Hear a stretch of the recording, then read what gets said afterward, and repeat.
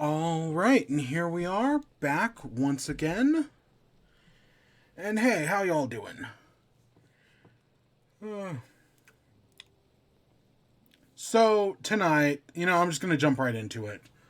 Um, so the Game Awards were this week, and of course, I did not watch them. I had other things to do, but I did.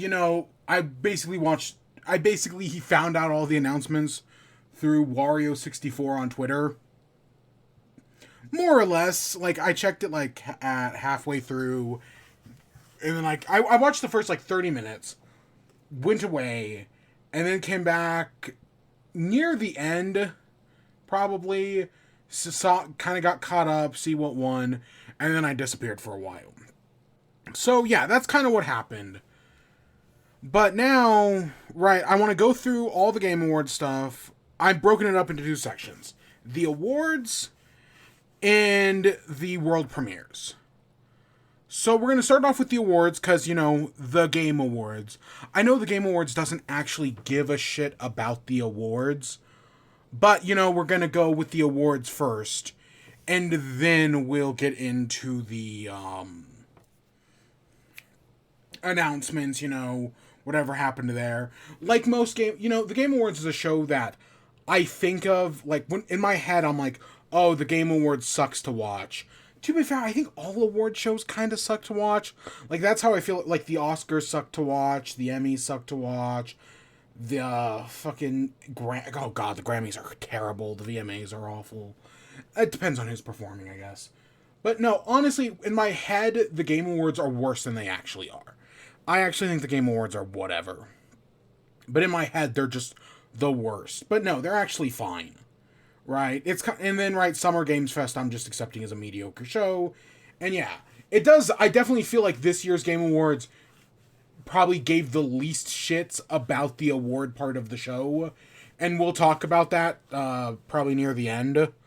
Yeah, but like the fact that they only gave people like a few seconds to speak was terrible.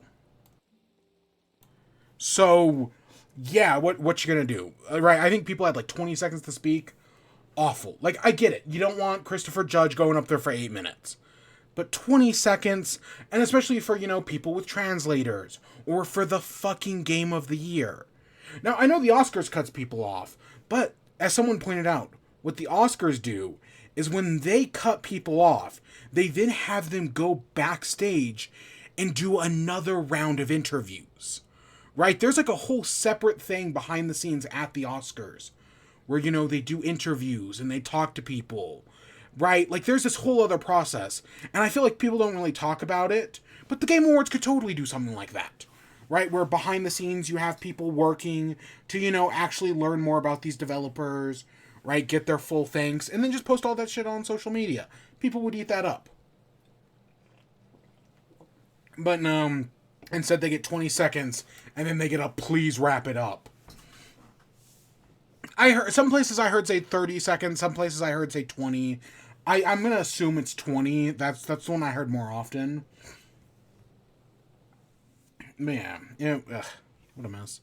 Like, you could at least give the Game of the Year a minute. Like, for fuck's sake. But alright, let's get into it. So, we have the actual awards. So, we're going to start off with Best Esports. Right, we're going to work our way down.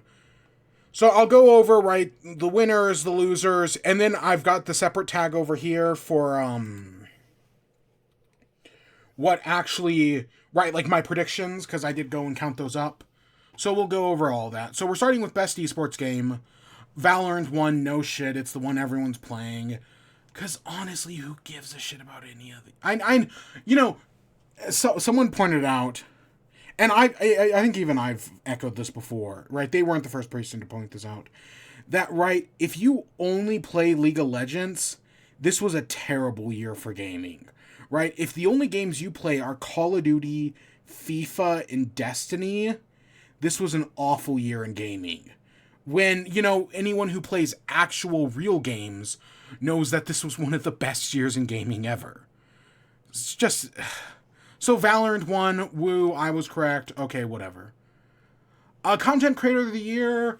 So I predicted Iron Mouse, and sure enough, and it was because I saw the clip of her winning on TikTok, and she was rooting for Quackity. She was like, "Oh, there's no way I'm gonna win this," and yeah, sure enough, again, I'm not a big VTuber guy. The only ones I even kind of watch are Amelie, Monarch, and Chibi, right? Because Amelie, I've followed her stuff for before she was even VTubing. And then Chibi is just part of the Chilled Chaos, right? Hangs out with Chilled Chaos and Ray and Matt. So that's just kind of like in there. But Iron Mouse I think is fine, and I think she's a better representation of what's going on in the content creator space than some of these others. I know Quackity is also pretty good, and there's always next time. But no, I think Iron Mouse, deserves that one. Most anticipated game, I had voted for Hades. I'm super excited for Hades. Final Fantasy won it. Okay, whatever. I don't really care about the Final Fantasy remake. I know they're great games, and at some point I will play them, but they're just not for me. It's more that I just can't play RPGs. I really struggle. Best adaptation we knew was going to be The Last of Us. I would have loved for Mario Wonder to take it. That would have been great. That wasn't going to happen. That was never going to happen. Or the Super Mario Brothers. It was obviously going right. The Last of Us has won multiple Game Awards. It's been right. The Last of Us and The Last of Us 2 were both Game of the Year winners. Of course, this show was going to take this, right? This category was created for this show. Okay, I know the category existed last year, but you get my point. Best multiplayer. I voted for Mario. I thought there was a chance, but Baldur's Gate 3 won it. So there is a complication with this one. There are 3 awards that there are complications with, where I voted for something, but I watched back the stream, and in the stream, I vote for this game, but I say this game is going to win it. So does that count? Right? If I knew Baldur's Gate was going to win, but I voted for Mario, because this was more of a personal vote, does that count? So that is a complication, and we will get back to that later. But that happened. Just know that happened more than once. But Baldur's Gate makes sense. It makes sense. I get it. Sports/racing. Again, if you only play sports or racing games, you probably thought this was an awful year for gaming. But yeah, Forza Motorsport won it. I voted for Forza. Okay, cool. You'll notice I start off really good. Sim/strategy. This was the only award I actually gave a shit about. I like the indie game stuff and the game for Impact. But like the one I actually cared who won, this was the only one. Because I wanted Pikmin 4 to win. Pikmin 4 won. And the reason I want Pikmin 4 to win is because if Pikmin 4 wins, that's just more proof that, hey, guess what, Nintendo? The series is popular, so you should make another game. I like to think, this is not a good thought, but I like to think that for every million units Pikmin 4 sells, that's 1 year closer to release. So, right, originally Pikmin 5 is supposed to release in 10 years, but since the game sold 3 million units, approximately, probably less than that, it now comes out in 7 years. And now that it's won this game award, I now think that pushes it 1 year closer. So Pikmin 5 coming in 2029. Mark my words. Please, I want it sooner than that. I take their time, especially if they're going to make it open world, which I think they are. Because, I easily see the point from Pikmin to Breath of the Wild. I see that point. I think they're going to do that. But, oh my god. It's going to suck. It's going to take forever.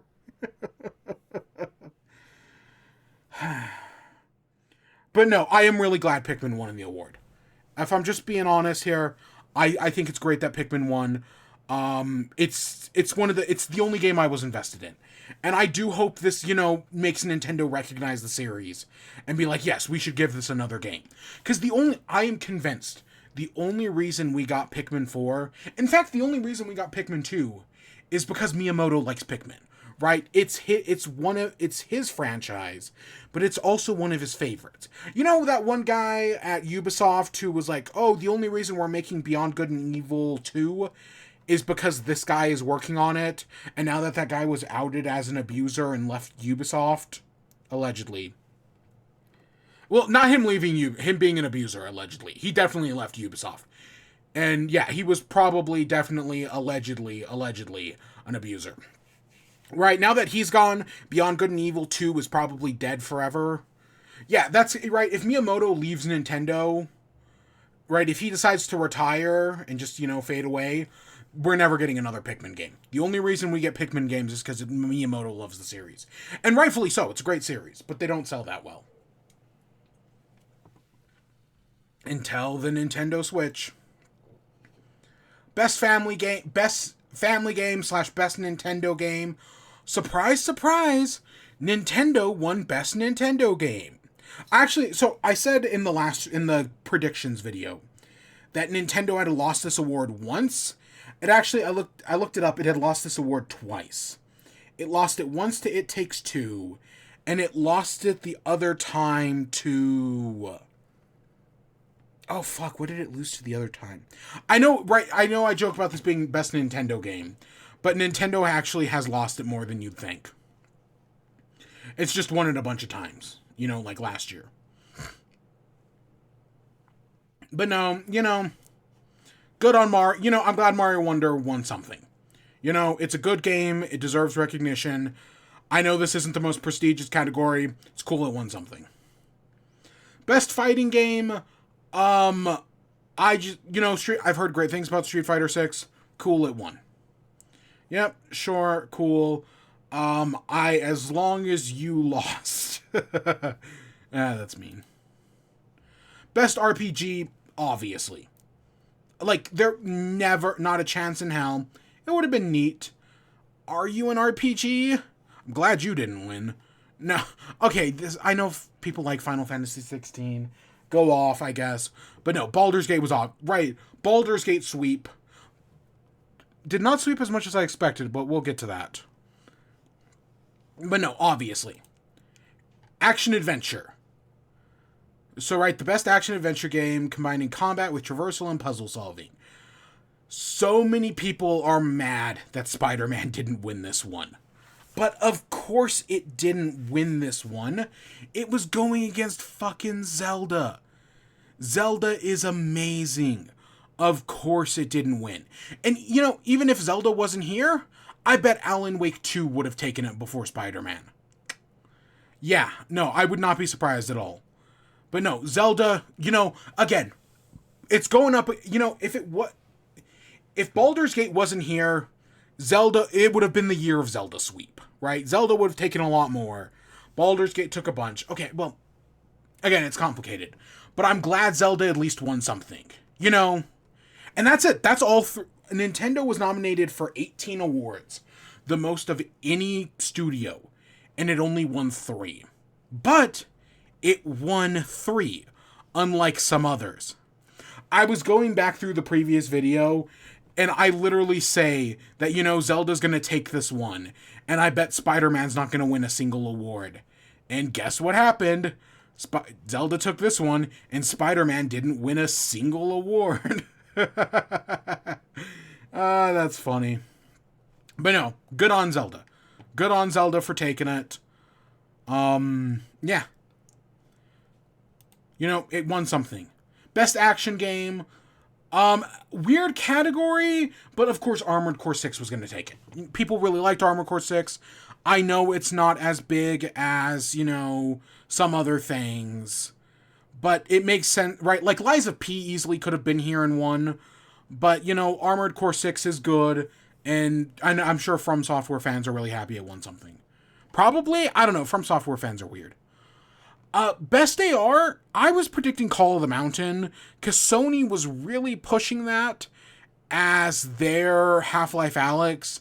Instead, it went to Resident Evil Village. Okay, sure. It gave... If it wasn't for this one, Capcom wouldn't have won a single award either. This is it. This is the only thing Capcom wins tonight.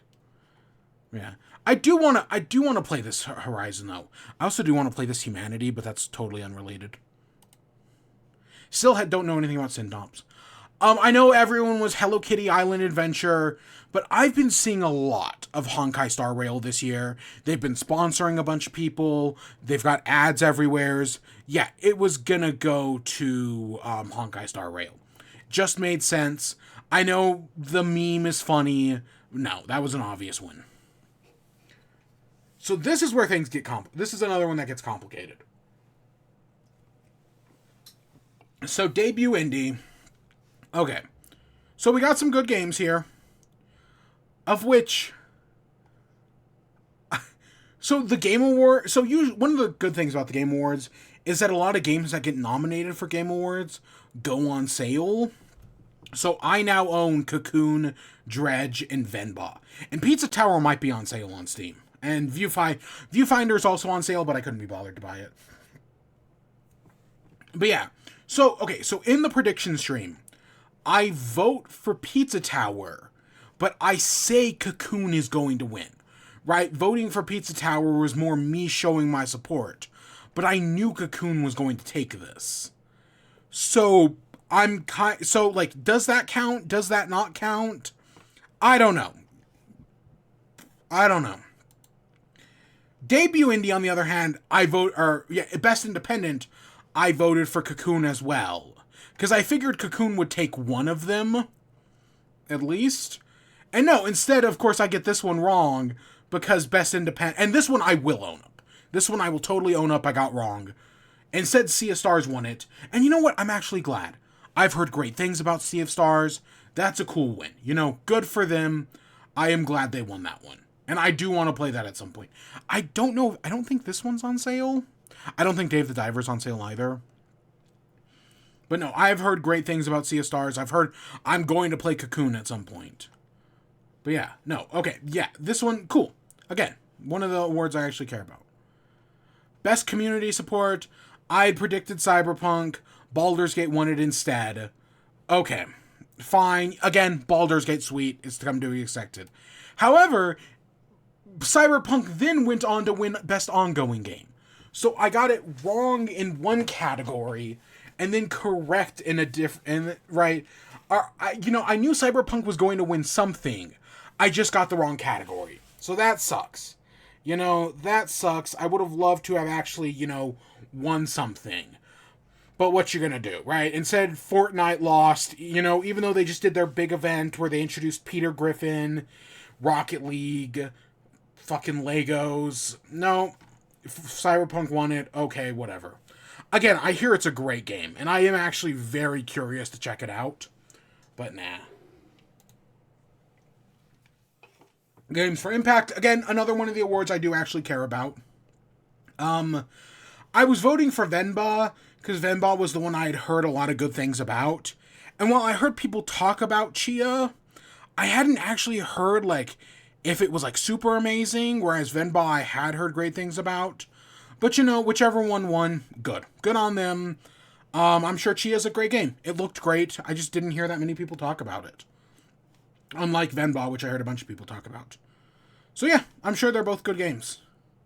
I am also considering and I do own Venba now. Yep, I bought that one as well. I didn't buy Chia, but I was thinking about buying Goodbye Volcano High. I was thinking about it. Innovation and accessibility, I was predicting Street Fighter because I was focusing on the innovation part. I hate how it highlights that. Right, and I feel like Street Fighter was doing some very interesting things. Instead it went to Forza. I really wish there was an explanation as to why this won. I really wish it was hey, this is what the game is doing in accessibility, which is why we gave it the award. Right? That would actually be very... Again, this is one of those things that where a behind-the-scenes interview would be very interesting. I'd love to hear why people picked Forza. More of just curiosity, right? Not that I want them to justify themselves. It's just I'm actually curious, what did they do? Right? Because I think accessibility stuff is super interesting. Right? Again, Laura K. Dale has a great series on it. So yeah, always go check that out. But yeah, no, Forza, okay, cool. Again, I know the racing games do some good stuff. Neil Newborn won for Baldur's Gate 3. Predicted that. Again, I think he won one of the previous, like, joystick awards or something like that. I was, there was a part of me that was rooting for Yuri Lowenthal. I loved his performance in Spider-Man. But no, it was going to go to Baldur's Gate. This is, so if you remove Baldur's Gate from the equation, this is the only award that I think Spider-Man would actually win. Like, it would lose everything else, but it would probably actually win this one. Because he did a fantastic job, in my opinion. But yeah, I need to play Baldur's Gate. That's another game that's not on sale. Baldur's Gate. I do need to play that at some point. But no. And then, I've heard good things about these other three. Idris Elba is Idris Elba, right? He's fantastic no matter what. Usually. But I've heard good things about these other things, especially I knew some people who were voting for Cameron Monaghan for Cal Kestis. Yeah, they were big into that. Audio design, I thought Alan Wake, I know it does some interesting things. It went to Hi-Fi Rush. Good on Hi-Fi Rush. It was a good game. A lot of people were talking about. I'm, again, kind of like the Nintendo games where I'm like, I'm glad they won something. I'm glad Hi-Fi Rush walked away with something. Good on them. Best score in music, this one breaks my heart. So in my heart of hearts, I was rooting for Zelda. I think Zelda has the best soundtrack in all of video games. Zelda as a franchise, but I think Tears of the Kingdom is great. And hearing it at the Game Awards Orchestra at the end, beautiful. Perfect. But no, instead Final Fantasy XVI won it. I have heard Final Fantasy XVI has a good soundtrack. But again, Baldur's Gate sweep. That just didn't happen. It did, but not as much as we thought it was. So yeah, Final Fantasy XVI took something. Okay, real quick with music, or score and music. I feel like this is one of the most contentious categories. Right? I feel like music is such a subjective thing. Right? You just have so many good soundtracks that I feel like this is one of the hardest categories to pick from. Right? Rightfully so. Because there are some fantastic... Even though I'm not much of a video game music guy, there is some fantastic music out there. Best art direction... This is the other complicated one. Like, I literally think I say Alan Wake 2 is going to win it, but I was rooting for Mario, and I'm still very impressed with what Mario did. I knew Zelda wasn't going to win it. But no, Alan Wake 2 winning it makes perfect sense. I've seen some crazy things from that game, right? And I saw some crazy stuff from Control as well, and I'm assuming Alan Wake only ups the ante there. So yeah, no, it makes total sense. And yeah, I said in the stream that Alan Wake 2 is going to take it, but I'm going to vote for Mario. So, does that count? I don't know. You be the judge. And again, we'll go over everything at the end. So, this was one of the first awards of the night. And, I was expecting Baldur's Gate sweep, especially because I want to say the first actual award was Best Performance. So, it was Best Performance, Baldur's Gate won. So, it was like, oh, here's Baldur's Gate sweep. And then we get to the next award, Best Narrative, and Alan Wake 2 takes it. So that really surprised me. Right? I was just expecting Baldur's Gate to just sweep over everything, just steamroll their competition. And no, Alan Wake 2 actually took it.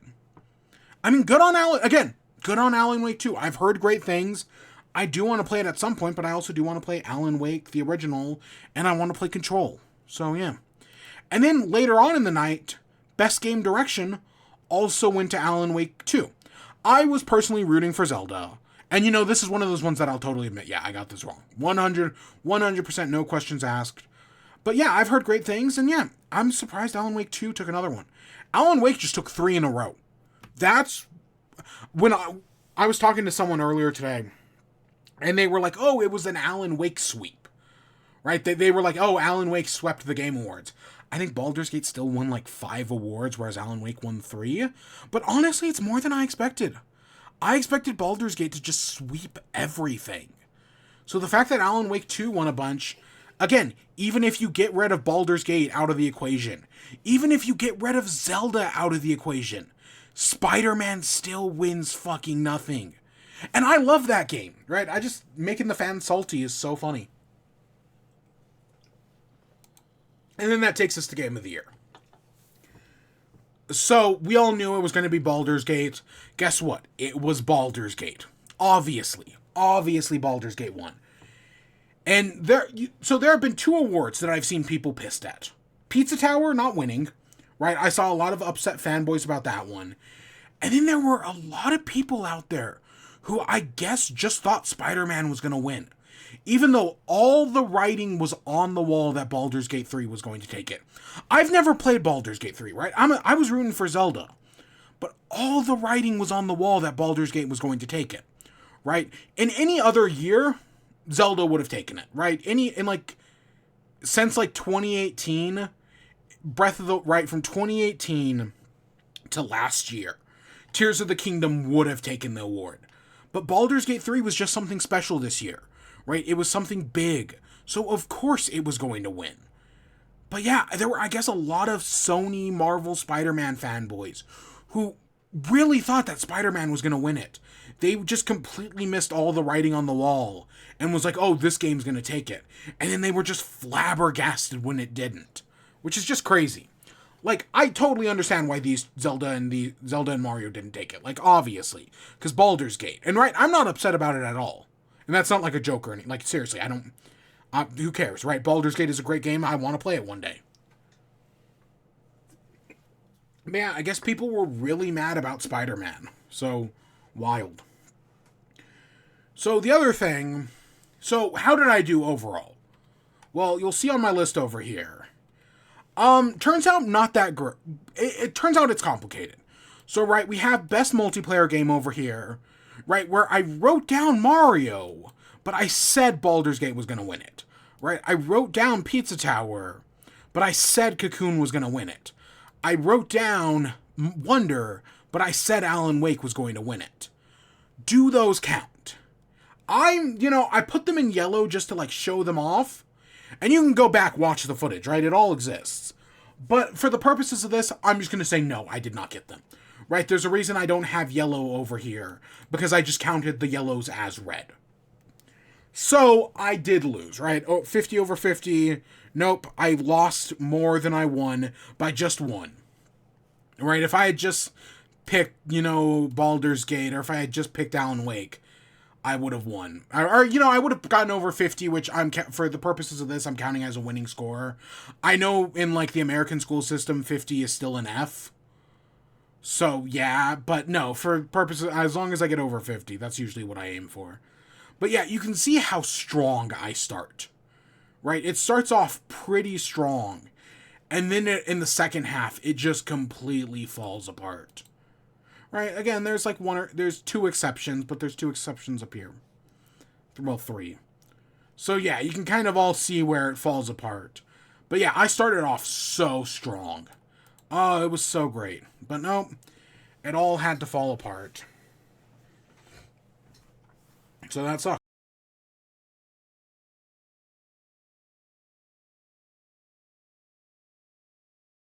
It happens. Again, these awards don't actually matter. And, in this year, when Jeff Keighley clearly gave less of a shit about the awards than anything else, I get it. But, I as, a drinking game, as, a gambling thing, I try to have fun with it. And, whatever. At least Pikmin 4 won. That's literally all I give a shit about. At least Pikmin 4 won. That puts us 1 year closer to Pikmin 5. Which, again, I'm really hoping is an open world game. I think open world Pikmin, kind of like the Pikmin 2 mod, the Endless Cave, would be fantastic. Also, a Pikmin roguelite would also be pretty cool. Right, we'll talk about it here in a second with God of War. But, a Pikmin roguelite would be awesome. I think that would work fantastically. I don't think it's going to happen, but I think that would be really cool, right? Like an endless dungeon crawler Pikmin. I think there's a lot of potential there. Yeah, that would be, like what God of War is doing, or like what Splatoon's doing. I know every game's getting a roguelike mode, but that's because roguelikes are awesome. So yeah. Alright, let's switch over to gameplay, shall we? And let's talk about some announcements.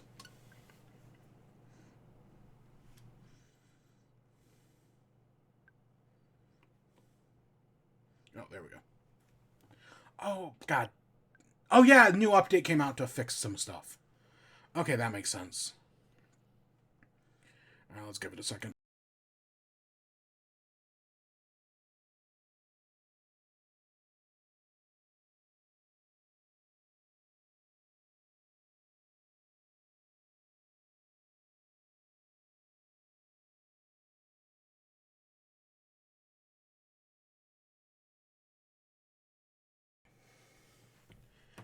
So, next up, we're moving on to announcements. So, what actually happened, right? What was announced at the Game Awards? And there was a lot, It was this. So, I know, I can't remember if it was the Game Awards last year or Summer Games Fest this year, where it was, hey, you know how, right? Remember that one Nintendo Direct that was Farming Simulator Direct? Well, this most recent like Game Awards / Summer Games Fest was, Space Simulator game, right? Space Walking Simulator. This Game Awards was Space Shooter. There were, I want to say, like 7 space shooters. Which, I guess it's just what the games people want to make at the moment. I guess that's what it really comes down to, is people just want to make space shooters.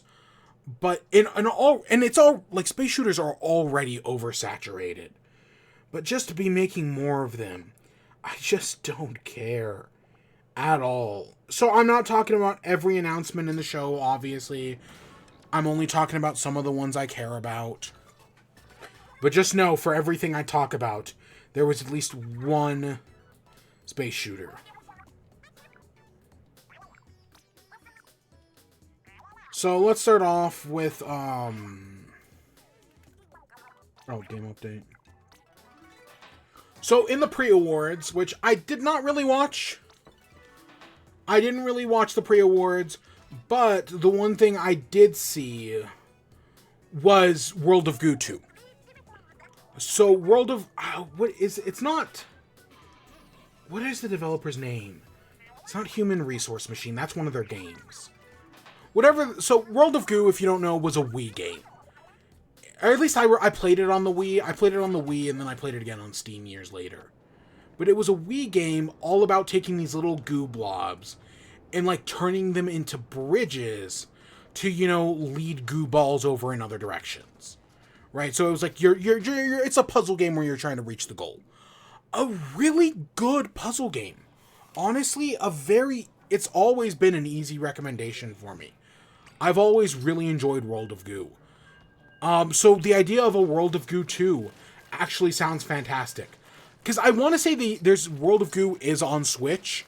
I think they did a remaster a few years ago. Same thing with probably Little Inferno and maybe Human Resource Machine. But it's a great game. I'm glad we're getting another one. I'm hoping it's a lot of fun. It's been probably 15 years since the first one. So I'm hoping they do something really interesting with it. But I think that's a good start. World of Goo 2, sure. We found out we're getting a Dave the Diver / Dredge crossover. I have it. It's not. I think it's just called Dave the Diver X Dredge, or Dave the Diver in Dredge. But I have it written down in my notes as Dredge the Diver. Does that mean anything? No. But yeah, Dredge the Diver. I think that's funny. And so yeah, seeing 2 of the biggest indie hits of the year, team up to do some DLC, which I think is free. I'm assuming the DLC is coming to Switch in PlayStation, or Switch in Steam, I mean. Because I don't think I don't know if the DLC is for Dredge or Dave the Diver. I legitimately cannot remember if it's for I don't think it's for both games. I think it's for, I want to say it's for Dredge. That sounds right in my head. And I want to say Dave the Diver is only on Steam and Switch. It hasn't come to PlayStation or Xbox yet. Whereas Dredge, I know is on PlayStation, because I own it on PlayStation. Whereas Dave the Diver, I've only ever seen on Switch, and Steam, obviously. But that's cool. From there, when the actual show started, we got God of War Ragnarok Valhalla. So at first, I thought this DLC was going to be Kratos revisiting stuff from the original God of Wars, right, from the first 3 games. And, like, I think that would make for some cool DLC, in my opinion. And he does have, like, the blades from those games, which he might already have in Ragnarok. Again, I haven't played it. But but as we're watching this trailer, surprise, surprise, it's a roguelite mode, where, you know, you die and you respawn. I think that's super cool. Again, I love me a good roguelite. I don't love all roguelikes, but I like a good roguelike. Right, I love Dead Cells. Dead Cells is my perfect roguelike. Or roguelite, whichever term you use. I like roguelites more than I do roguelikes. But some people just use the term interchangeably. I'm pretty sure this is a roguelite. More like, you know, something like Hades. Yeah, and honestly, I hadn't even thought about comparing it to Hades, but that's actually probably a decent comparison. But no, I think this sounds fantastic. Again, I haven't played God of War Ragnarok. I don't even know. I lent my copy of God of War Ragnarok, because I bought a copy and then immediately lent it out to someone, and I don't think they ever gave it back. Not that it'd be hard to find. Like, you know, I'll get around to it one day. But yeah, no, I think a roguelite mode, and also, surprise, surprise, it comes out in 5 days, or it'd be 4 days now, or I guess, well, we're at the end of the day, so it'd be 3. Great, that's great, you know, surprise DLC. Because, you know, I was expecting some sort of DLC from PlayStation. I thought it was going to be Spider-Man stuff, because we know Spider-Man's getting some sort of DLC. At least we're pretty sure, so I figured, oh, why not announce that here? But I guess there had been rumblings about God of War Ragnarok. So yeah, you know, it's cool we're getting it.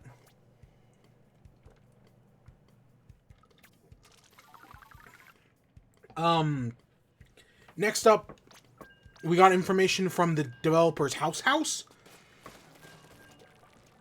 So if you don't recognize the name, House is the developer behind Untitled Goose Game.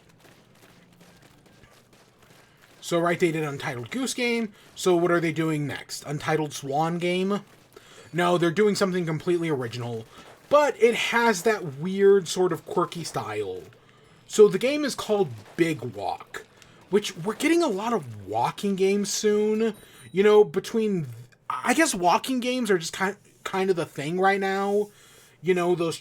like, you know, Bennett Foddy inspired... weird, challenging walking games. I'm thinking Baby Mode. Or is it called Baby Mode, or is it called Baby Steps? I always fucking forget. But right, we got that coming soon. And now we have this, which I don't think this is inspired by like a Bennett Foddy game. Honestly, this game Big Walk reminds me more of A Short Hike than anything else. Which, A Short Hike is great. I replayed it earlier this year.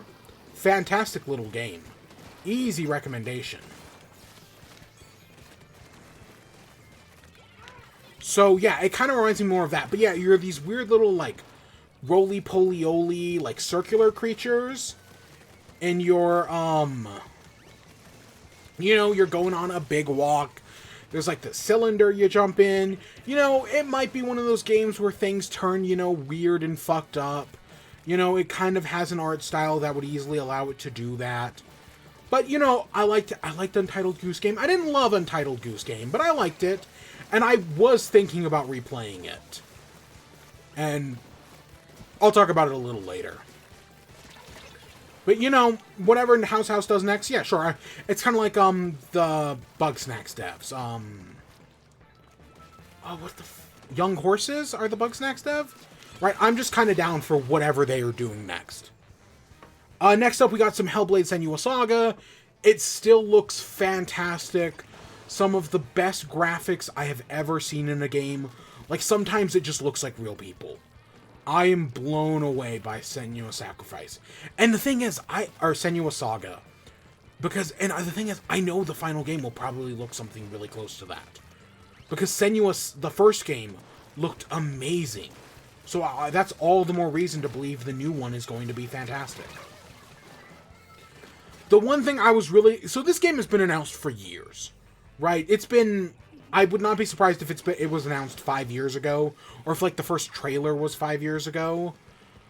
And so my expectation for the Game Awards was that we were finally going to get a trailer. It's been long enough. It really feels like it should be time to get a trailer. Or, you know, a release date, I mean. I was really expecting a release date, and nope, just 2024. So that could be anything. You know, it could be coming out as early as May, could be coming out as late as December.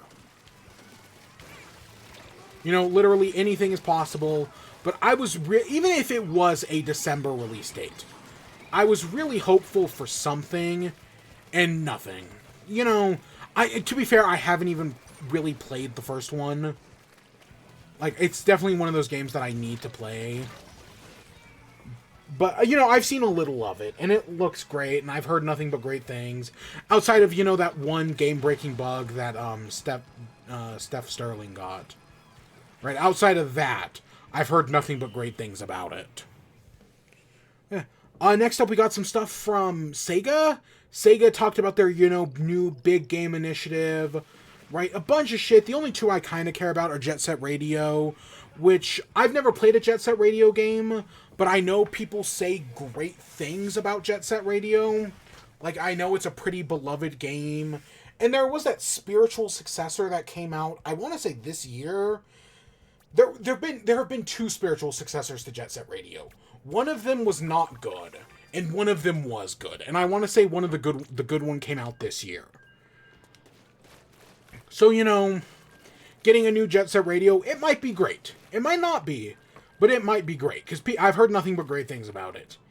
And then the other one I care about with the Sega stuff is Crazy Taxi. I had the original Crazy Taxi on PlayStation 2, and I loved it. I had so much fun with Crazy Taxi, and so I was never very good at it, but I had a great time with it. So a new Crazy Taxi sounds fantastic. You know, I'm down to give it a try once again. Sign me up. Good on you. Sega, and there was a bunch of other stuff. I want to say there was like a Golden Axe thing. There was some stuff I don't care about, but, you know, there's some good stuff in there as well. You know, Sega's really trying to turn things around and be more than just the Sonic Like a Dragon company. They publish Like a Dragon, don't they? That sounds right in my head. That might be wrong. Because don't they also publish the Persona games?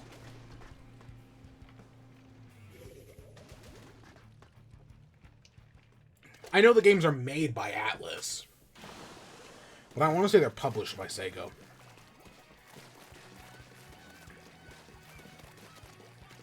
Maybe that might not be right. I don't know. There's something there. There's something with those devs.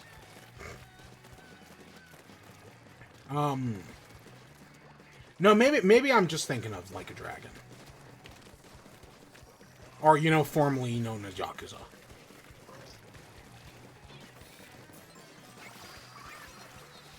I guess we got a new trailer for Like a Dragon.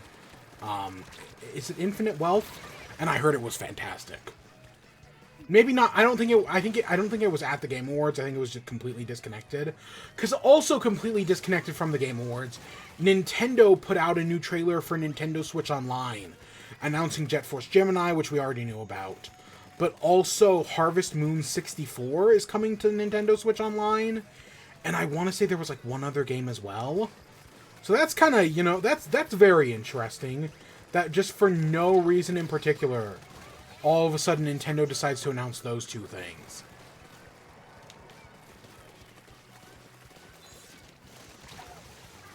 But yeah. Next up, so Kojima comes out and shows off his new game partnered with Xbox. Because, right, Kojima has been working with PlayStation with Death Stranding. But there was talks a while ago how he was working with Xbox. And so we found out his new game, it's called OD, or Overdose. And it's it's going back into his horror roots. Like, literally, to introduce him, they literally recreated the door from PT. So, you know, if Kojima's taking all of his ideas from PT and putting them into a new game, that sounds great. But just to put the candle on top, we found out that Kojima is working with Jordan Peele. Fantastic. This sounds great. So I'm not a horror movie. I'll fully admit I do not play horror games. Well, the one exception is like Five Nights at Freddy's. But yeah, like, but are those really even horror games anymore? But yeah, I don't really play horror games, and I don't really watch horror movies. The only two exceptions to me not watching horror movies are the It movies, which I just felt like watching. Maybe it's because I've read the book, right? I watched the It movies. I'm okay with horror books. Growing up, I was a huge fan of Goosebumps as a kid. But, like, horror movies, I cannot do. I can do horror books. I cannot do horror movies. Or horror games. But yeah, no, I was a big Goosebumps kid, so I'd read it. So I saw both of those movies. And then the only other horror franchise I want, or the horror thing I watch, is Jordan Peele stuff, right? Us, Nope. Oh my god, why am I forgetting its name? The Get Out. Right? Those are the only horror movies I watch. So, Kojima working together with Jordan Peele on a horror project sounds fantastic. I hope they make something great. Right? I hope they take some influence from PT, make something fantastic. You know, and then it's called Overdose. It's got a really weird, you know, very Kojima trailer. But you'd be disappointed if it wasn't Kojima. Right? Like, what we got here is basically as much as we got from the original Death Stranding trailer. There was no Death Stranding here, that's fine. You know, I don't need to see Death Stranding 2 anytime soon. I do need to play Death Stranding at some point, because I did buy the definitive edition. Or the director's cut, or whatever the fuck it was called. Because it was on sale, and I was like, yeah, you know, I might get around to that. Because I heard, especially with the director's cut stuff, that, Death Stranding was good. Right, that after, you know, if you just accepted it for what it is, you know, weird package delivery game that is sadly semi-accurate, it's actually pretty decent. And especially with all the quality of life improvements they made in the director's edition. So I need to get around to that. Next up, we got Arcane. So Arcane / Bethesda, or from Bethesda, is the studio behind Dishonored. Games I don't really care about. Like, I played the first Dishonored, and, like, I beat it, but kind of reluctantly so. Like, I was really... It was a... I didn't love Dishonored. I liked it conceptually, I just couldn't really get into it. And then Deathloop, I was very interested in. And I just never played it. I own it, right? It's another one of those games I got for, like, $10 a few years back. Like, last year. But, you know, I've been interested in it, but I've never actually played it. But they're making a Marvel game. A Blade game. And that sounds fantastic. I think knowing Arcane and, right, the type of games they make, I think Blade is the perfect fit. Especially if they take more... Because Deathloop seemed more up my alley than the Dishonored games. So if they take more influence from Deathloop, I think they can make something amazing. Really, I think Blade is a perfect fit for them. I guess the game takes place in Paris, which is a very interesting setting. Right, like, that sounds cool. Right, I'm so used to all these Marvel superheroes just being in New York, right? Because everything takes place in fucking New York. And, like, I get it. Marvel's offices were in New York, so of course they set all their comics in New York, right? Stan Lee has said that, right, he wanted heroes that if he looked out his window, he could feasibly see them. I get that. But, you know, it's cool to get some other setting. So yeah, I'm down for, I think a Blade game made by Arcane is just great, kind of like Insomniac making a Spider-Man game. It's just a match made in heaven. Like, I totally see how you got, like, I see the progression from Sunset Overdrive to Spider-Man. I see the progression from Dishonored to Blade. I think this could be great. What else? I know they had the developer of Titanfall come out to talk about Apex Legends, and people were really hoping that he was gonna mention Titanfall 3.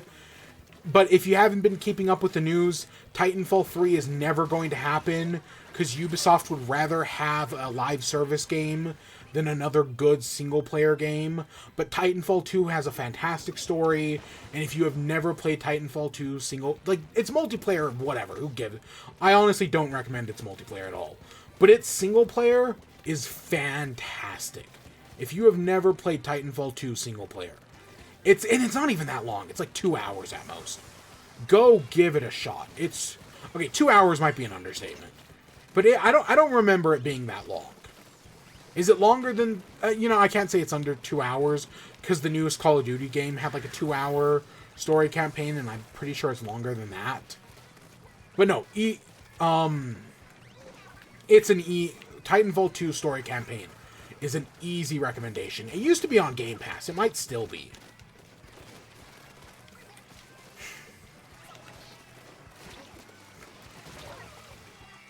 But yeah, next up, Sean Murray came out to talk about their new, Hello Games' new game, No Light, No Fire. So this is their, right, so you had, No Man's Sky, which, was space exploration. But this time, Hello Games is going for, like, full-on survival, like a full-on survival game, right? They're leaning into it this time. And you know what? I'm down for it. Sean Murray and the team at Hello Games earned a lot of goodwill by going in and fixing No Man's Skies. Do I want every game to do that? No. Do I think Cyberpunk should have done that? No. Like, I'm glad they fixed it, but no, I don't want to set that precedent. That is not a precedent to be set. But Hello Games gets the benefit of the doubt because they're an indie studio. Right? They're like they were at the time a team of like 10 people. They get the benefit of the doubt, Hello Games. And they did go back, and they did make it better. Of course, I immediately saw someone call out Sean Murray, and it's like, Sean Murray, stop! You're already overpromising for your new game.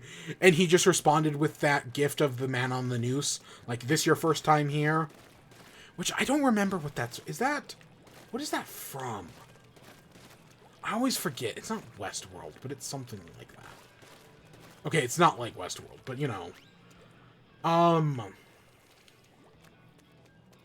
So yeah, I'm willing to give Sean Murray has earned the benefit of the doubt.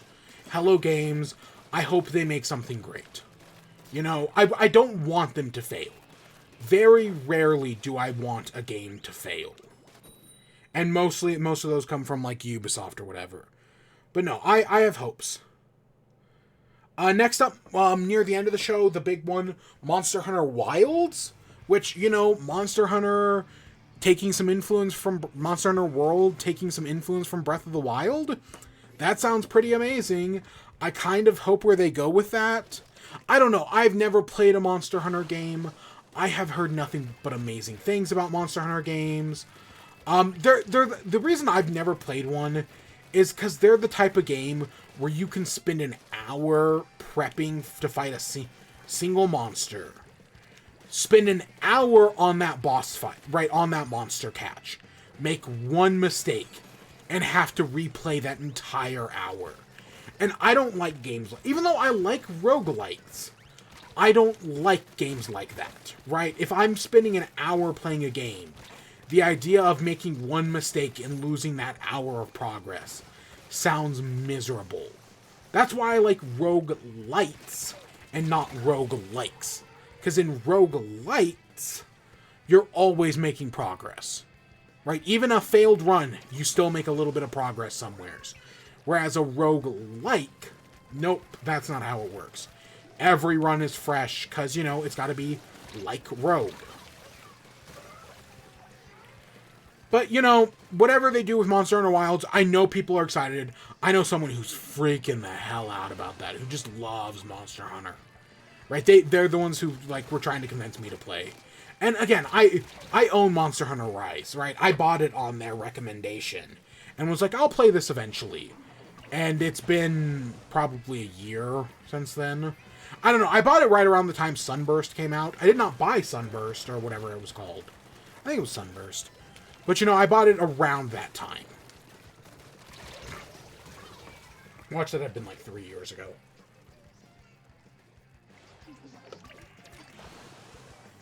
And then lastly, so when Baldur's Gate 3 won Game of the Year, they announced at the end of the show that, hey, guess what? For all you people on Xbox who have been waiting to play Baldur's Gate 3, Baldur's Gate 3 is available on Xbox right now. They basically shadow dropped Baldur's Gate 3. And you know what? Good on them. You know, I wonder what would have happened if they hadn't had one Game of the Year. Like, we all knew they were going to win Game of the Year, but, like, what would have... And they weren't the only game to do that. There was at least one other game that shadow dropped an update when they won their award. Don't remember which game. I want to say it was Alan Wake. I want to say Alan Wake announced they're getting a New Game Plus or something like that. Yeah, what would have happened if they hadn't had one? Would that reveal have happened in, like, a trailer or something? Right? I don't know, but you know, if you have an Xbox, Baldur's Gate 3, it's Game of the Year, go play it. If I ever do pick it up, I'm going to pick it up on PlayStation, because I don't have a PC good enough to run it, but I've heard the PlayStation version's fine. So, yeah. And, you know, I know they had to make some compromises for the Xbox Series S version, but I'm sure it runs fine.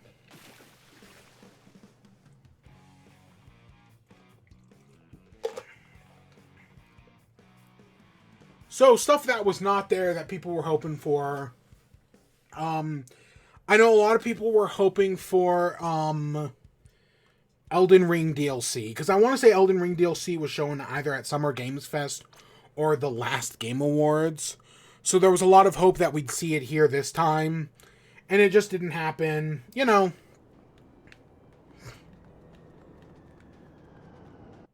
Did we just lose all internet? No, I think we're fine. We just gotta go back in. But yeah, you know, people were hopeful for Elden Ring DLC. It is coming, but you know, it's gonna take some time. And then the other thing people were excited for was, people were hopeful for Silksong. You know, Silksong would have been a great get for Jeff Keighley. But, you know, it didn't happen. And you know what? I'm fine with that. You know, it happens when it happens. It would have been a cool get, you know, but, you know. Of course, now the question becomes, what comes out first? GTA 6 or Silksong? I think it's going to be Silksong, but yeah. And then the other thing I had predicted was Xbox, right? The Xbox Series X was originally shown off at the Game Awards. So I wouldn't have been surprised if the Xbox Series X Pro Edition, you know, the cylinder was shown off at the Game Awards. That was a prediction I had given. Didn't happen, and you know, that's fine. Did I see someone with paws on our team? What costume is that? What costume has paws on it? Oh, is that the shrimp. The shrimp. Oh, God. The vendor... He's a vendor in Splatoon 1, and he runs a food truck in Splatoon 2. That guy, I want to say that's one of his rewards. And it's like a super expensive reward as well.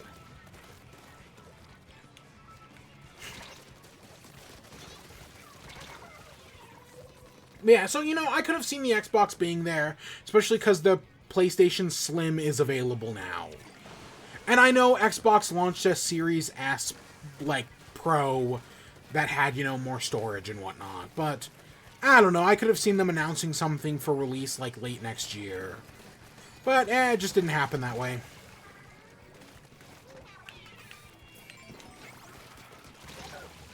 And yeah, those were, I think, I don't remember what else I predicted. You know, I said GTA 5 was probably going to be its own event. Yeah, of course, that's how it turned out. But I think we knew that by this time last week. So yeah, of course there was no... I don't even think they mentioned it. overall, the Game Awards, you know, it's kind of cringe. The Game Awards don't actually fucking matter. Jeff Keighley is, you know, just making advertisements, and then to justify its existence, they tack some awards on. They really don't care about the awards. But yeah, I do feel like they could at least give people a minute to give their speech. Do some after speech stuff. Like, you can cut out some of the stupid slapstick bits. You know, you could cut out fucking Gonzo. You know, I get it. Okay, boom, he's playing Tears of the Kingdom. Cool. You could have cut that out and give the people another 20 seconds to speak. Like, come on, Jeff Keighley. I know that, and somehow, right, even with them cutting all the speeches short, the show's still like 3 hours. So, like, to be fair, I have the same problem with the Oscars. You know, for all the Oscars boast, you know, for all the Oscars does, the show, even like in the shorter years, the show's still like like, I remember when they cut out the host, when Kevin Hart quit that one year. And they just didn't have a host. And I was like, wow, this is the best Oscars in a while. It still ended up at like 2.5, maybe even like 2:45. So like, there's definitely some stuff you can cut out to, you know, make this show, to give people some more time to speak. Like, that's not asking for the moon. And then do the behind the scenes thing. People love the behind the scenes stuff. Alright? People would love that shit. But yeah, you know, it was a Game Awards. It's not, you know, there are some people who I'm happy are won. There's some decent announcements in there, but it's the fucking Game Awards. Like, they don't matter. Who cares? You know, try to have your fun where you can. I guess that's how I look at it. Try to make your fun where you can. Because they're the fucking Game Awards. Okay, I need to go get some more water. I ran out. So give me a second. Let me go get some more water. And then we will be right back. One day I will get something good from that machine. But clearly not anytime soon.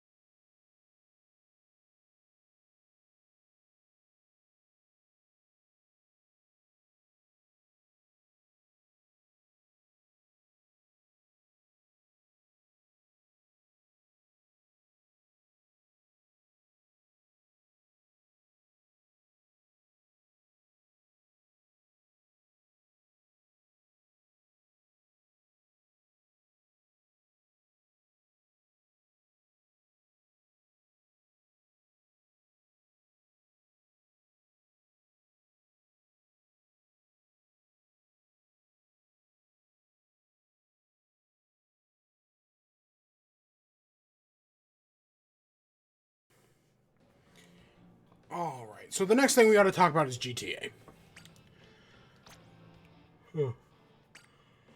So GTA 5, so GTA 6.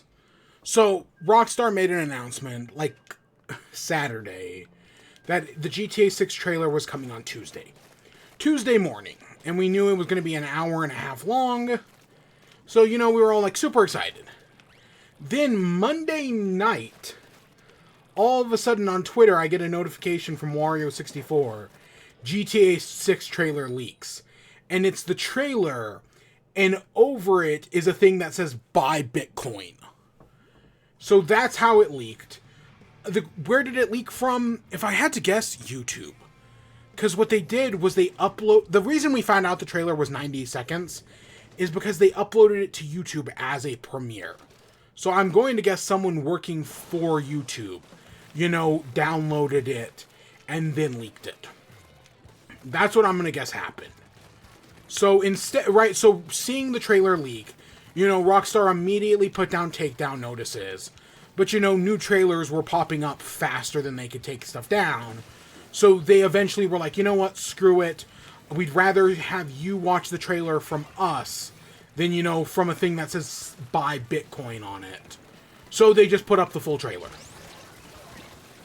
Hey, that's the first time I've been hit by this wall. I totally understand why they're banning this in competitive. Oh my gosh. Yeah, that's... Like, that doesn't affect me, but I could totally see how that could affect somebody. Oh my gosh. Yeah, no wonder.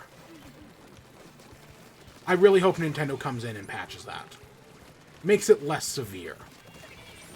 Again, I'm fine with it, but I want it for people who aren't.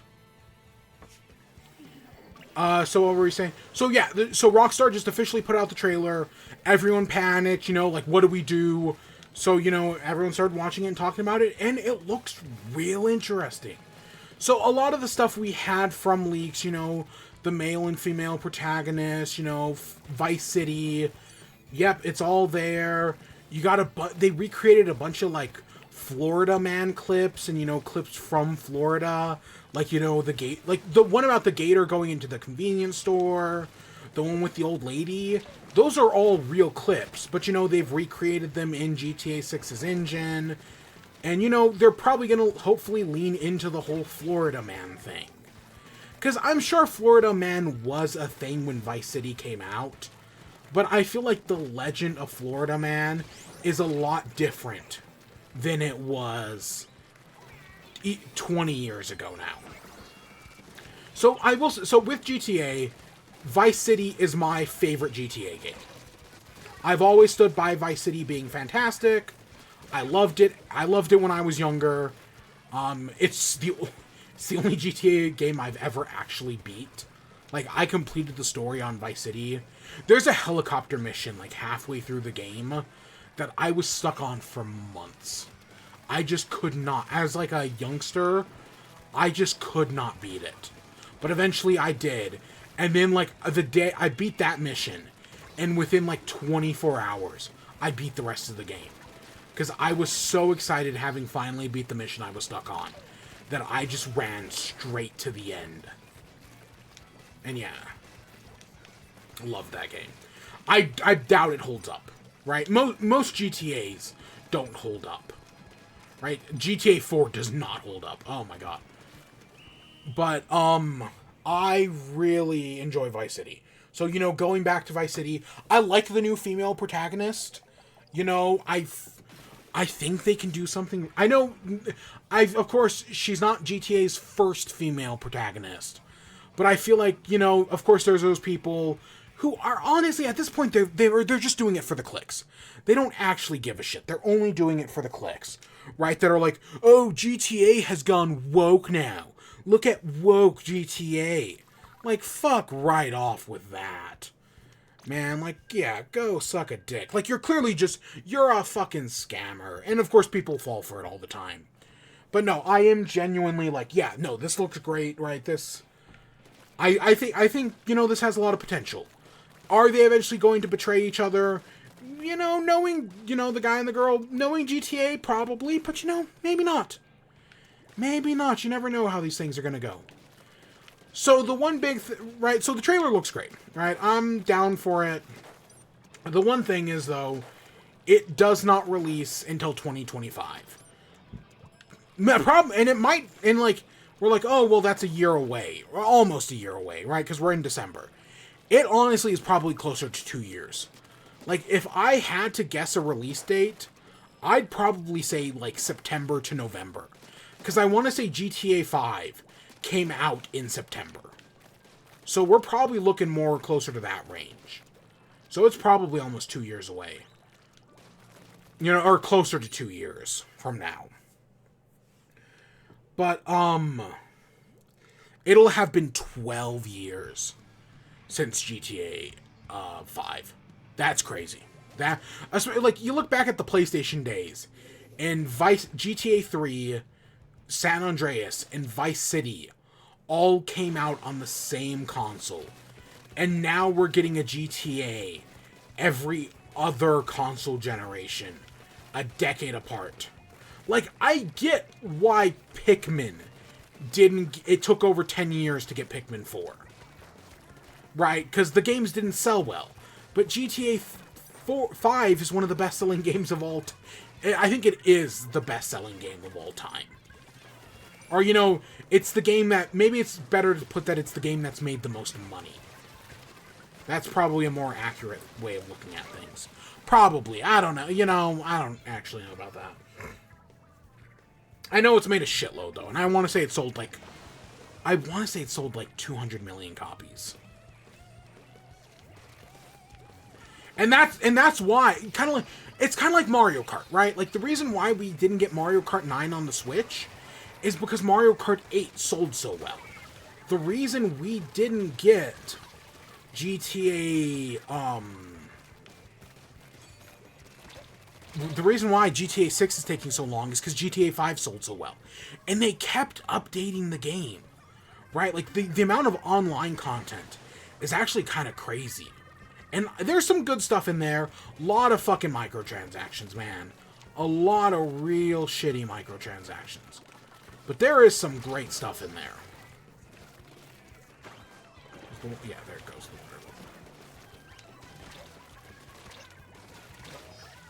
But no, I'm excited for GTA, but you know, it's a long ways away. So yeah, you know, it'll be here when it be's here. I'm honestly in no rush because, like I said, I've only ever beaten Vice City. I've played all the other games. Well, okay, I never played GTA. I didn't play anything before Vice City. Let's put it like that. I didn't play 3. I didn't play the original. Didn't play 2. Didn't play... Okay, I didn't play Chinatown Wars either. But, right, like, I'd never beat GTA 4.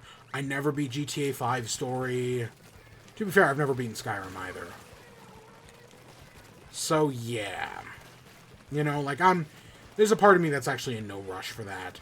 And I know online's going to be a big component, because that's where the money comes from. Right? That's how you make $1 billion off of these things, is from the online component. So yeah, GTA, you know, cool. It happens when it happens. So next up, let's, I guess, go to WIBE. So what have I been enjoying? I haven't been doing much, honestly. I tried watching an anime, another one of those stupid fucking isekais, and you know, I was watching dumb isekais for fun. You know, like, there's a lot of these stupid isekais where I'm like, these shows are dumb, but I can find joy in the dumb, right? And there are some genuinely good isekais. We talked about that, right? Reborn in a Fantasy World as a Total Fantasy Knockout. Or whatever the hell that show was called. Something about a Total Fantasy Knockout. That's a great isekai, right? That's an easy recommendation. I think that show's a lot of fun. But there are a lot of them that are just so fucking boring. And a lot of people have been recommending, was it Eminence in the Shadows to me? And I'm like, I'll get around to it, but you know, instead I just keep watching trash. So the trash I watched, it was, I want to say it was like the strongest wizard with the weakest crest. And I watched the first like 2 episodes and was just like, okay, there's boring. And this is pretty fucking boring. So, from what I remember from the first 2 episodes, there's like this really strong magic wizard who's, you know, conquered these 3 crests. But, you know, he's basically lived 3 lives. He conquered each crest in each life, and now he's on his 4th life to conquer the final crest. But, right, when he's reborn into the modern world, everything's now, like, topsy-turvy. And for some reason, the 4th crest, which is, like, the combat one, is seen as, like, the weakest, and nobody knows how to cast spells without saying any words now. Like, that's become, like, a lost art for some reason. And I know that's part of, like, the whole mystery of the show, and I'm sure they'll do something with that. But I just couldn't care. I just couldn't care. Like, he immediately meets 2 girls that, you know, are obviously going to join his harem. And, whatever. I don't know. You know, the isekai I do need to watch is the one about the lesbians. Like, is it called Taming the Villainess? No, it's not Taming the Villain. It's, they're like students at, like, a magic academy, and, you know, she's in love with the villain, and, you know, she's hardcore lesbian, and it's just, like, from what I've seen of the dub, is so fucked. Like, I was recommended the manga a while ago, but from what I'd heard, I've seen clips from the dub, and I'm like, this is so, like, the main character is so fucking, she doesn't have a filter, right? I guess that's how I put it. She doesn't have a filter. And it's so fucking funny. And I'm like, oh yeah, I'm gonna enjoy the hell out of this. I don't know if everybody will, but I know I definitely will. So I'm like, oh god, I need to watch that. But I think that's still airing at this point. And I usually don't watch shows until they're, like, I cannot remember the last anime I have watched that wasn't, like, done airing. Or, you know, at least its season. Right? Like, I didn't even know Spy Family was airing its 2nd season right now. So, you know, I just saw the thing that was like, hey, Spy Family Season 2, Episode 8. And I was like, what the fuck? Wait, there's a Season 2 airing right now? I've heard nobody talking about it. Like, when the first season came out, everyone was freaking out about it every week. And I haven't heard anybody say anything about this. Usually that's a bad sign. Like, when nobody was talking about like, when One Punch Man came out, everyone was talking about it. And then when Season 2 came out, nobody said anything. And they might even be a Season 3 of One Punch Man, and I don't even know because nobody talks about it.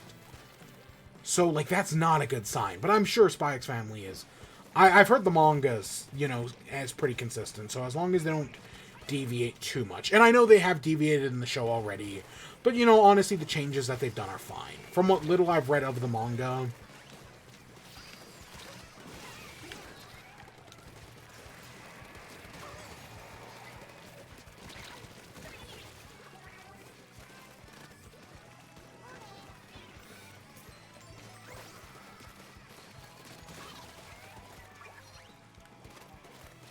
but yeah, so I haven't been doing any food stuff. I did try the pretzel bun baconator. We might have talked about this last week because I had it like a week ago. But I did try that. It's a baconator on a pretzel bun. You know, I do like myself the occasional pretzel bun. I do feel like it's easy to overdo a pretzel bun. Like it's like they don't work great on everything, but they're decent on a baconator. You know, nothing amazing, but they're decent. So yeah, that was okay.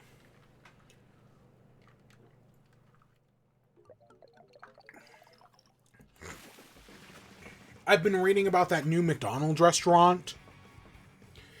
If you haven't heard about it, McDonald's opened a new restaurant called Cosmix.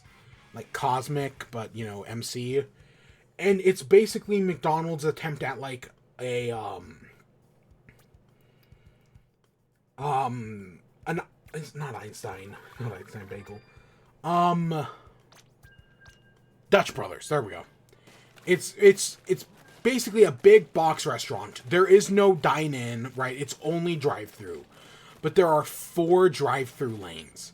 And, like, you go in, you pull up to the drive-through, you order, and then you pay at the drive-through, like, where you, like, place your order, right? There's, like, it's kind of like a Sonic, like a, you know, when you go up to, like, a Sonic drive-in, and then, yeah, you pay right there with, like, a card reader, and then it tells you, hey, go to window 1 to get your order. And, you know, it seems I'm like, okay, so it's like a coffee place. It's mostly focused around, like, drinks. Like, they have, like, these, like, lemonades. Not the Panera Bread lemonades. I'm sure they do. They are definitely some sort of, like, caffeinated lemonades. But I don't think they're not the Panera Bread lemonades. Which I read the thing about all the Panera Bread lemonade stuff. And boy, does it have me curious. Like, I would be fine, probably. Like, I don't have any heart conditions or anything like that. But I'm kind of, you know, the lemonade that makes your heart explode. That's very tempting. You know, just to do it. Like, I don't want to, but I don't want to take away the seriousness that, you know, 2 people have died. And, you know, definitely be careful with the Panera Bread charged lemonades that have 390 milligrams of caffeine when the maximum is 400. Yeah, no, it's pretty bad. And like up until like a few weeks ago, there was no label on it, right? Like now they've started like putting up a label because they're being sued. But before that, right, there was no label saying that, hey, these are high in caffeine. But, you know, but I'm not really a caffeine guy, right? Like, I don't drink coffee. Yeah, crazy. I don't drink coffee.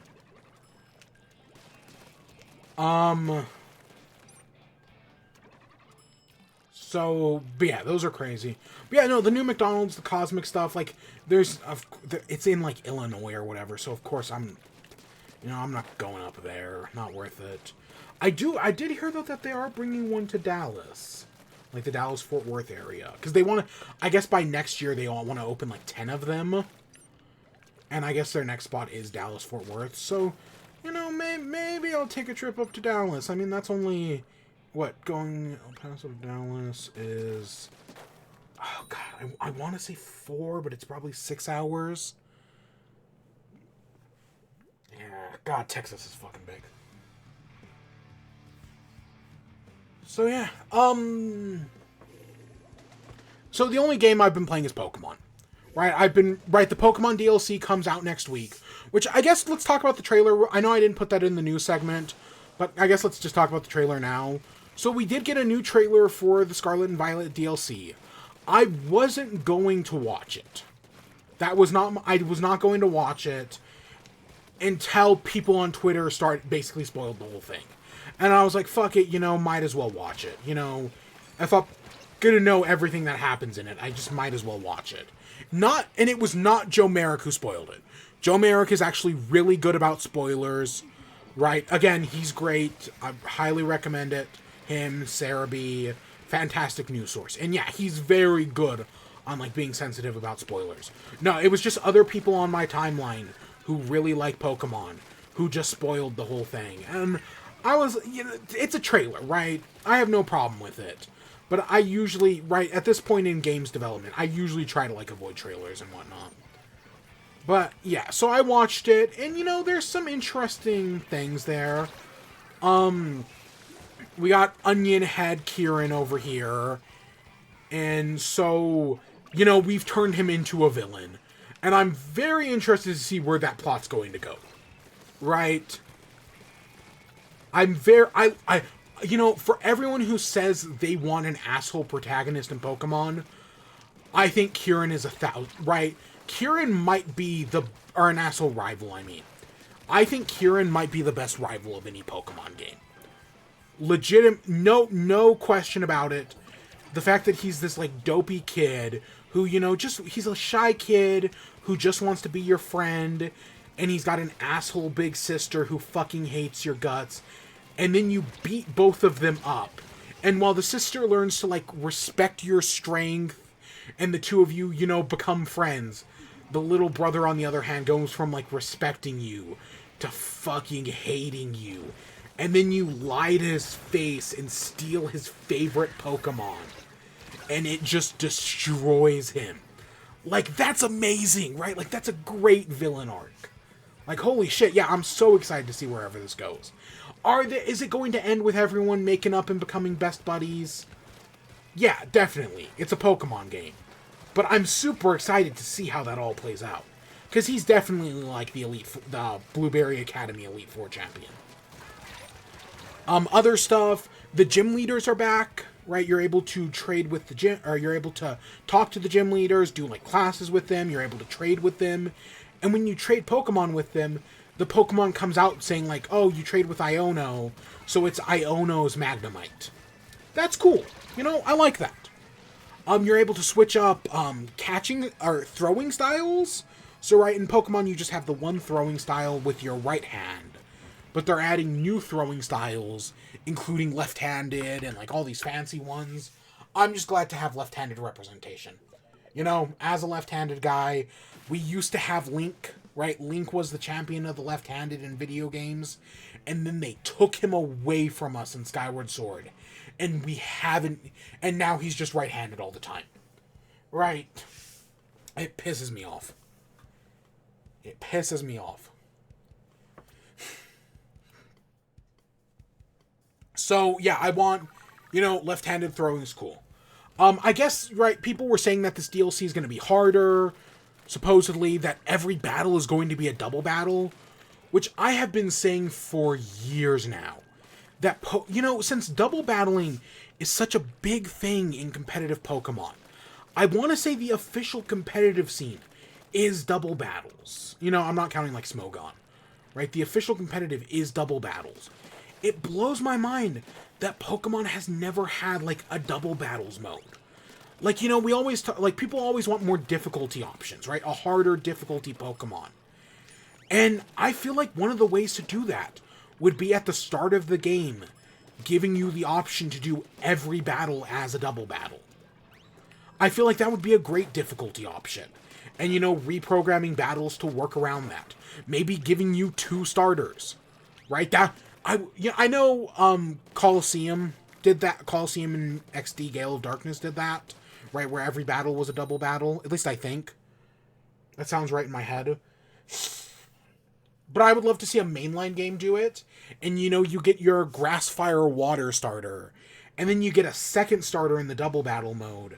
That is either a Psychic, Fighting, or Dark type. That would be cool. I think that would be a fantastic way to do a double battle mode. Because that really is the second triangle, right? The main triangle in Pokemon is, right, Grass, Fire, Water. But the secondary triangle is Fighting, Dark, Psychic. Or, and I know other triangles exist. I know that's not the only one. But I think that's the one Pokemon comes back to over and over again. Right? Like, that's the Gen 6 starters.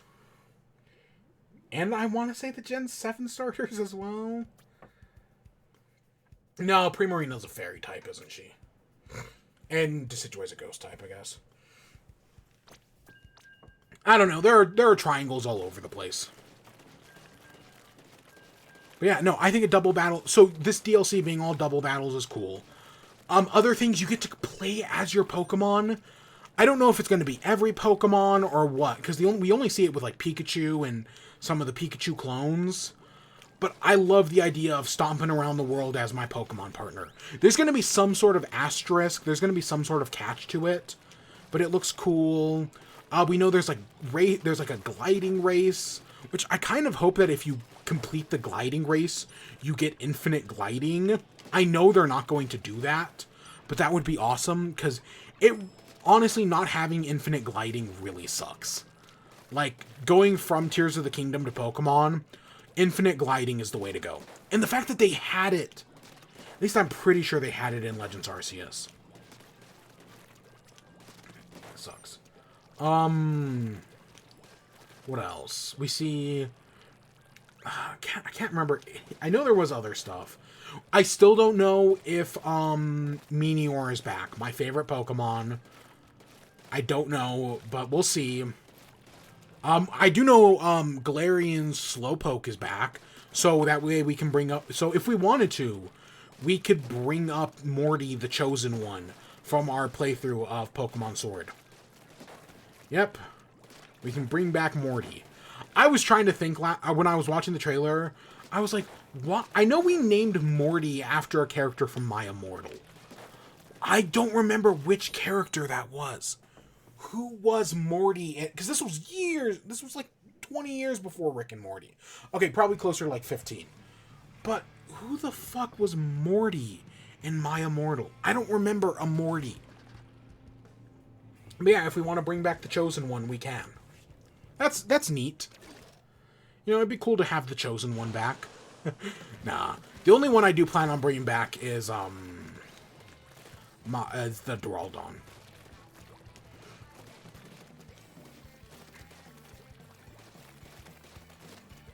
But yeah, no, it's a week away. It's a week away, and I'm excited. So, like I said, I've been playing through Violet, right? Even though when we stream the DLC, we're going to be doing Scarlet. On my own casual playthrough, I borrowed my roommate's copy of Violet and have been playing that. And my team currently is Skeledirge, Palmot. I think it's Palmot is the third stage. I think it's Palmot. Glamora, you know, the champion's ace. Archibax, the middle stage of the Godzilla Mon. Is it a Dolive? The final stage of Smoliv. I called mine Laurel, like after the Laurel Reef, but I want to say or maybe it's a Boliv. I want to say it's a Boliv. And then I have a... What else do I have? There's one other thing. Skeledirge, Palmot, Glamette, or Glamora, I mean. Archibax, Laurel, and... Oh! Mousehold. I have a Mousehold. Yep, that's it. And yeah, you know, it's not the most amazing team in the world, but they're working, you know, starting off with, well, it's nice that I can actually use, Glamora in Archibax now, because before they were too high level, but now that I've beaten the 5th gym, they'll listen to me, at least until they level up once, and then they'll stop listening to me. So, like, but I can use Archibax, so that's good. Gosh. But, so I can use them, so I'm working with them, and they're working fine. Glamora is, you know, good Stealth Rock setup. Archibax can deal some major damage. Skeledirge is pretty decent. Mousehold, I'm pretty sure will be good, but I have to get it to level 50 for it to gain Population Bomb. And then, right now, I was specifically raising Laurel to beat the, Water Gym, because, you know, I started with the Fire Starter. And now that I've done that, I'm like, do I keep this thing on my team? It's literally only learning Grass-type moves. You know, I'd love some more coverage than that, but I don't know what I'd replace it with. So I'm just going to keep it for the moment. You know, maybe I'll replace it with something eventually, but for the moment, I'm like, yeah, you know, you're doing fine. Same thing with Palmot. I'm like, you know, you're doing fine. I've used Revival Blessing, like, once. Yeah. And then there's a Darkrai mystery event going on right now. A Shiny Lucario mystery gift. And then there is the Dialga and Palkia event. Right, that go through, I want to say, the 22nd. There's also raids with increased shiny odds. And I want to say if you have, you know, if you defeat 60 Pokemon, have the shiny charm, and have a level 3-star shiny sandwich, it's like a 1 in 144 odds. The normal, like, before then, the lowest odds you could get is 1 in 500. So this is a huge, right, this is a huge up. For Litwick, Flabébé, and then when the DLC comes out, they're going to do Milcery. Which I already have a shiny Milcery, but, you know, I could always go for another. I like Milcery. I think it's a cute little guy, and, yeah, I have one in, I have a shiny in sort. I went with, I got a shiny rainbow one. Not that you can tell it's rainbow. But yeah, no, it'll be cool to have another one. Gosh dang it, that's like our 3rd disconnect in a row. Can we finish a match? Yeah, so in Violet, I beat Iono. I beat the water guy whose name I cannot remember, who is by far the most forgettable gym leader. Kofu? I think it's Kofu. That sounds right. And then after doing those two, I did the, Earthquaking Titan, or the Earth Shade, whatever it is. You know, the, since it's violet, it's the tank, right? Iron Treads or whatever. And so I'm playing Violet, and somebody else is playing Scarlet. And so we're both doing the Titan, the Earth-Shaking Titan. And then afterwards, we go and catch it. And I was like, oh yeah, you know, you show me yours, and I'll show you, like, because our games are different. And, like, they've never played a Pokemon game. So I was like, oh yeah, here's the version differences. So they threw out their guy, massive, right? Great Tusk, huge. And then I throw out Iron Treads, and it looks like a fucking baby, right? The largest size Iron Treads is like half the size of the largest Great Tusk. Like, it's wild. Yeah, and then they went on to use that Great Tusk to beat up the 5th gym. So yeah, and then I beat the 5th gym pretty easily. I used Palmot because it's got fighting type moves.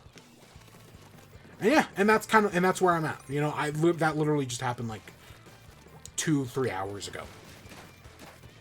So yeah, I'm slowly working my way there. You know, I'll beat the game sometime in the next few weeks. Probably after the DLC comes out. Am I going to replay the DLC again?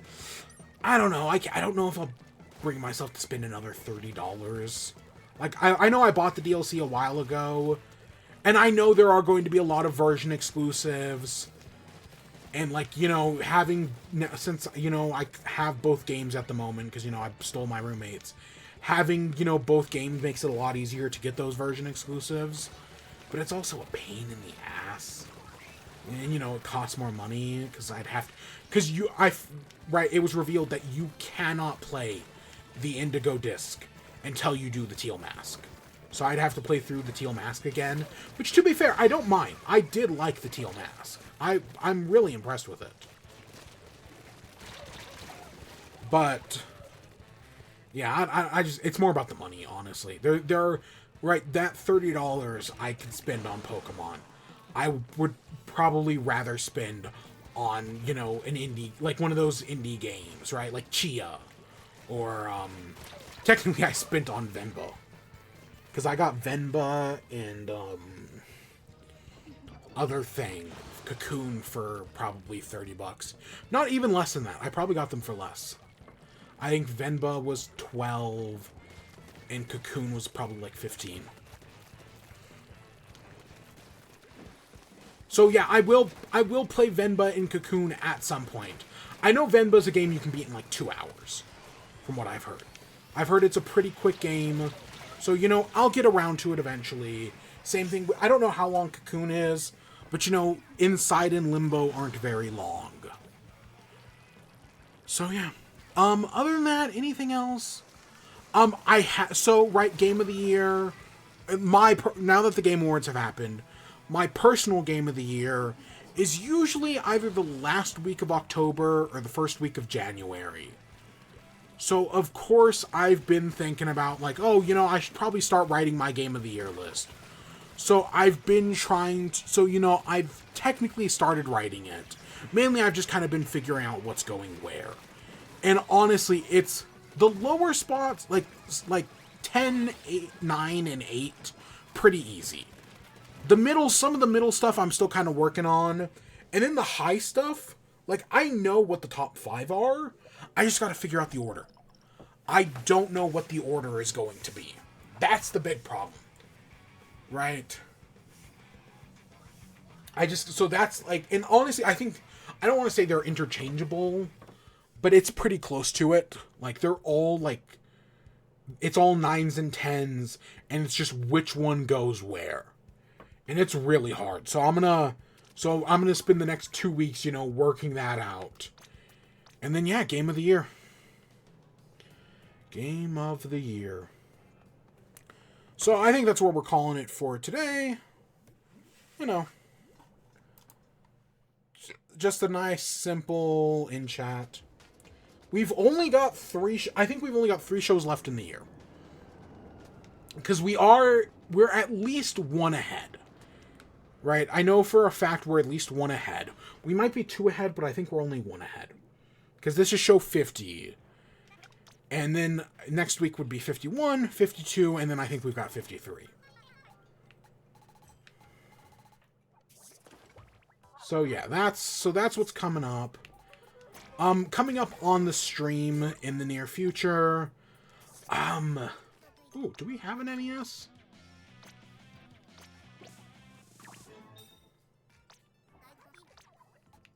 We do have an NES. Okay, cool. Okay. So, H-Bomber guy put out that 4-hour video about plagiarism. And then Todd in the Shadows, one of my favorite critics, put out a 2-hour follow-up. So that's 6 hours of content.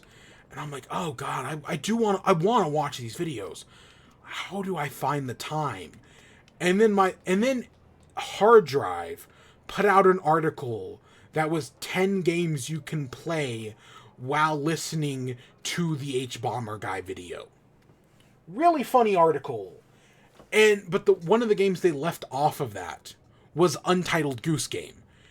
And as I was reading it, I was like, wouldn't it be funny to do a stream that was like, how many times can we beat Untitled Goose Game before we finish the H-Bomber guy video? So, like, it's basically how many times can I beat Untitled Goose Game in an hour? Or in 4 hours. And I was like, that'd be a very funny stream. At least I think it would be. I love that conceptually. The problem is I'm not funny, so I don't know if it'd actually be funny. But, like, conceptually, that written down on paper is very funny. Right? As, like, an art piece, kind of. Not very pretentious of me to say, but you know what I mean. So I was like, oh god, should I do that? Should I just play Untitled Goose Game for 4 hours while watching the H-Bomber guy stream? I kind of want to. So I'm definitely thinking, but see, if this was like in like 2 weeks, I have a few days off for like Christmas and whatnot. So I'm like, oh, you know, if that video had released closer to that, I would totally do it. But I feel like by the time I have a few days off to actually, you know, sit down and play this game, or to, you know, do the stream, it's too late. It already kind of feels like it's too late, even though the video only came out like 4 days ago. I mean, new developments are happening, right? James Somerton completely nuked his YouTube. So, yeah, new developments are happening. But I was like, oh, that'd be a great stream. But I don't think I'll actually do it, but trust me, I was thinking real hard about it, because I think it'd be funny. Would I have to buy Untitled Goose Game? Because I had it... I played Untitled Goose Game on Xbox One Game Pass. And so... would I have to buy Untitled Goose Game again on Switch? Oh, shit. Oh, shit. Maybe. Because I don't have Game Pass. I haven't had Game Pass in a year at this point. Probably a year. So I don't know. But it's definitely something I'm thinking about. Other than that, I know it's been over a month since Security Breach. I did not realize... I was thinking about that, and I was like, oh, shit, it's been a month. I don't know where the time flies. But I do still, in theory, want to do that. I know the VR game comes out, like, 2 weeks... I want to say it comes out either next week or the week after that. It's, like, right around the corner. Oh, we should do the Big Man Amiibo. For some reason, the Big Man Amiibo does not want to give me the mask. I have the shoes. I have the jacket. It refuses to give me the mask. And we'll see if it says something about it. But it always says, like, keep battling and, you know, maybe. Hey there. You've been doing so awesome battle. I'm your biggest fan. Oh, so here we go. We finally got the mask. That's good, I guess. So now we can start working on one of the others. But yeah, it kept saying something about, like, hey, I'm watching your progress. You know, keep working hard. And maybe, you know, I'll give it to ya. Look at us, we are the biggest man. Does this... I'll be honest, I think the mask looks kind of weird. It's smaller than I'd want it to be. For being a big man, I want the mask... I think I would like it more if the mask actually covered the eyes. Right? Like, how he actually wears it during the story campaign. I like the coat, though. I think the coat looks fantastic. The shoes are okay as well. Honestly, kind of similar to the gear I'm using right now. Is it? Okay, I mean, I don't use latch... Well, I do kind of use last-ditch effort on these. So, shit. Honestly, I could just replace my current gear with big man gear. And I just need to figure out what stats to give it, you know?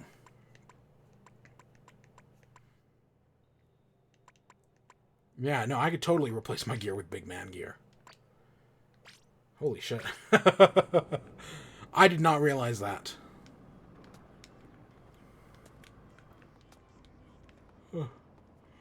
Yeah, so I don't know what's coming other than Pokemon next week. I don't think anything else is going to happen, but you never know.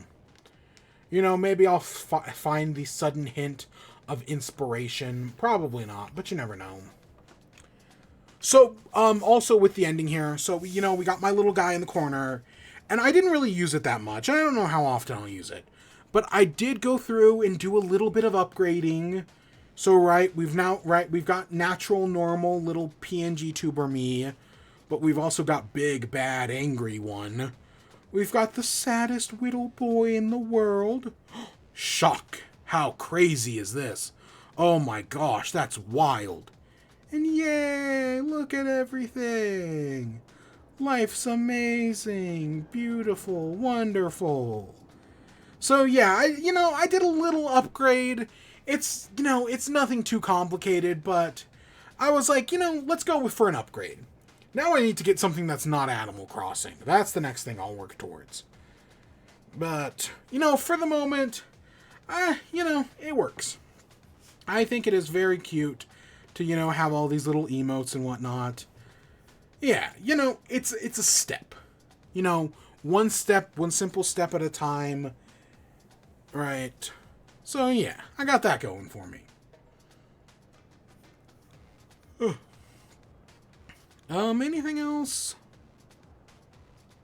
No, I guess that's it. So, yeah, so we'll be back definitely with In Chat, definitely with Pokemon. Honestly, the news is getting, we just had the Game Awards. The news is dead for the end of the year. We're not getting anything until January. But, I'll still be here to talk about whatever we're talking about. So, yeah, with that, I hope you all enjoyed. Stay tuned for more. Until next time, peace. Oh, I should have totally done a wave goodbye. I don't know why I didn't do that. Probably because it's hard to animate. Whatever. Yeah, peace.